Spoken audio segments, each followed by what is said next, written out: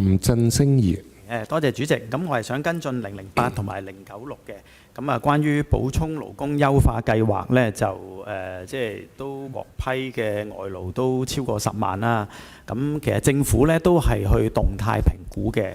咁但係其實係咪可以再即係動態一啲咧？咁因為之前都動態過一次嘅，就係嗰個初級廚師同埋侍應有個人手比例啦。咁我亦都知道咧，可能年中咧有一個比較大嘅檢討嘅。咁但係除咗呢個大嘅檢討之外咧，其實往後係唔係都可以有啲動態嘅評估？係可能每季啦、每半年啦，即係就住唔同行業嘅情況啊、失業率啊等等，係個別嘅行業可能有一啲微調咧，譬如話人手比例啊、人手上限啊，咁有一個咁嘅機制係咪更加好咁樣保障一啲個別行業嘅一啲本地勞工咧？咁呢個第一個啦。第二個咧就係096咧都有答到一啲人才清單嘅情況嘅。咁譬如話綠色航運人才啦，就係冇人獲批嘅。咁啊，我睇翻其他資料，譬如話法律知識工程師啊，呢啲都係冇人嘅。咁啊，另外過往咧就譬如話助產士啊、視光師啊、牙齒衛生員啊，呢啲都係冇人嘅。咁即係嗰個人才清單咧，其實係咪可以再檢視一下？即係究竟係嗰啲專才嘅要求係太過高啊！即係又要識法律，咁又要識 AI， 即係法律知識工程師，其實即係有冇呢啲人才呢？咁定係還是即係都要微調下嗰個要求？咁而有一啲行業呢，就真係唔缺人嘅，咁其實係唔係可以剔除呢？咁即係我哋每年都有一個可加可減嘅機制，係咪可以咁樣做呢？嗰個人才清單嚇，多謝主席。局長。主席，多謝林振昇議員嘅提問。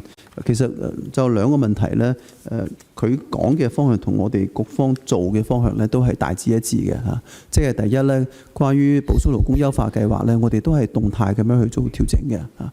但係我呢個動態又唔係話你要指定1個月做一次、幾個月做一次，又唔係咁嘅意思嘅嚇。都係要按實際情況咧多方面去考慮嘅。譬如之前大家都記得咧，係針對我哋其實都唔係針對一個行業添啊，我哋針對行業嘅某一個工種，譬如飲食業針對初級廚師同埋侍應嚇，我哋做咗一個動態調整。其實直白啲講，即係我哋將個要求加深咗嚇，包括你本地招聘時間，人哋係4個星期，你係6個星期嚇，人哋就個形式可以冇咁限得咁死，我哋就限得佢好死。佢1個星期之內咧，一定要親自嚟到我哋勞工處嘅就業中心，要係實地去擺檔。